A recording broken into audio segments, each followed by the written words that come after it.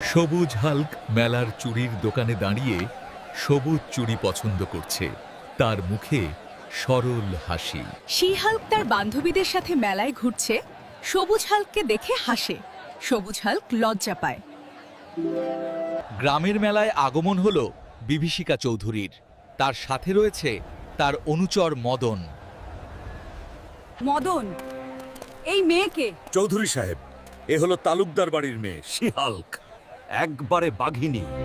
কি গো সুন্দরী, জমিদারের নজর পড়েছে তোমার উপর, আমার বেগম হবে? পথ ছাড়ুন চৌধুরী, আপনার মতো জানোয়ারের ছায়াও আমি মারাই না। গ্রামের এই মেলায় কেউ কখনো ভাবেনি যে চৌধুরীর দম্ভ এভাবে ভেঙে পড়বে। তার অপ্রত্যাশিত শক্তি সবাইকে অবাক করে দিয়েছে। চৌধুরী সাহেব, ভদ্রলোকের মেয়ের সাথে এভাবে কথা বলছেন কেন? এই ছোকরা, তুই আমার মুখের ওপর কথা বলিস? খবরদার! ওর গায়ে হাত দিলে হাত ভেঙে দেব। আজকের মতো ছেড়ে দিলাম, কিন্তু এই অপমানের শোধ আমি নেব। শি হাল্ক শুধু আমার হবে। চৌধুরী সাহেব, ওই সবুজ হালকি হলো আসল কাঁটা, ওকেই সরাতে হবে। কিভাবে? একটা মিথ্যা মামলা সাজিয়ে দিই, আপনার গুদামের চাল চুরির মামলা। ঠিক বলেছিস, কাল সকালেই ওকে জেলের ভাত খাওয়াবো। ঘন অন্ধকারে চৌধুরীর ঘৃণার আগুন জ্বলে উঠল। তার প্রতিশোধ এবার জাগ্রত। শান্ত পরিবেশে হাল্ক যখন তার কাজ করছিল, তখনই আগমন ঘটে পুলিশের। এরপর কি হবে তা কেউ জানে না।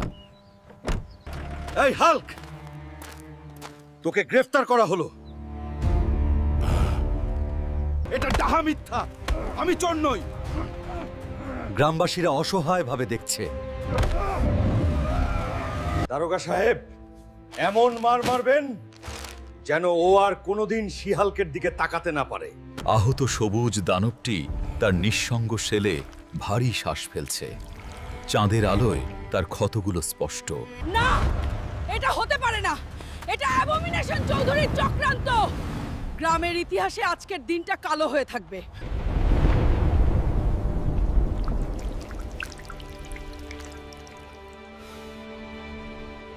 অবশেষে সে তার ন্যায় বিচারের জন্য হাভেলিতে প্রবেশ করেছে। তার ক্রোধের আগুন সবকিছু পুড়িয়ে দেবে।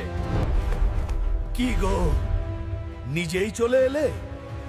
বুঝে গেছো জমিদারকে ছাড়া গতি নেই।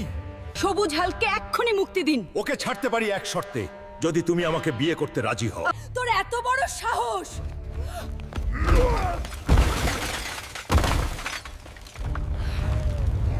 ধর ওকে, বাঁধে ফেল। কিন্তু হাল ছাড়ার পাত্রী ছিল না সে। হাভেলির মেঝেতে শুরু হলো এক অসম যুদ্ধ। অবশেষে দানবদের এই দুর্গে শি হাল্ক একাই সবাইকে পরাজিত করেছে। তার শক্তি অপ্রতিরোধ্য।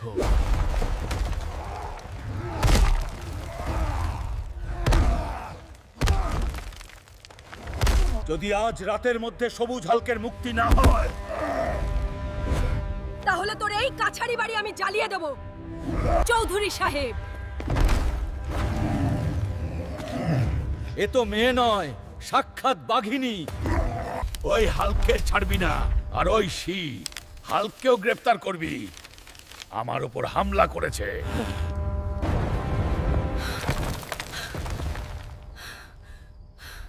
এই, চল চল। জমিদারের উপর হামলা করার জন্য তোকে গ্রেফতার করা হলো। কিন্তু তার সমস্ত প্রতিরোধ ব্যর্থ হলো। দড়ির বাঁধন ক্রমশ টাইটেন হচ্ছে। হাল ছেড়ে দিতে বাধ্য হলো সে। আমাকে এখানে কেন এনেছিস? এখানে তোর চিৎকার কেউ শুনবে না। আজ রাতেই তোর সাথে আমার বাসর হবে। বাসর? বাসর? তার বোন বিপদে পড়েছে শুনে হাল্ক ক্ষিপ্ত হয়ে উঠল।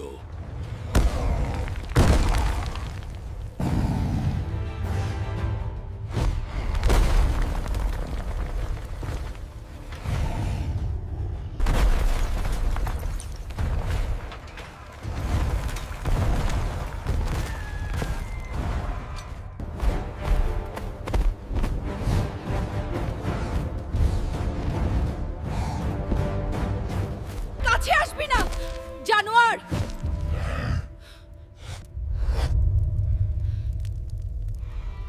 খবরদার,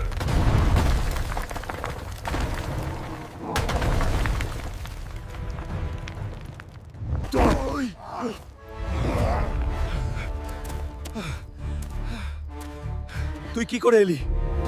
চৌধুরীর দম্ভ চূর্ণ করতে গর্জে উঠল হালকের বজ্রমুষ্টি। ভয়ঙ্কর লড়াইয়ের পর মদন আতঙ্কে পালাতে শুরু করে। বাবা গো! অবশেষে সে মুক্ত হল। তাদের ভালোবাসা সব বাধা অতিক্রম করল। আজ তোদের দুজনকেই আমি খুন করব।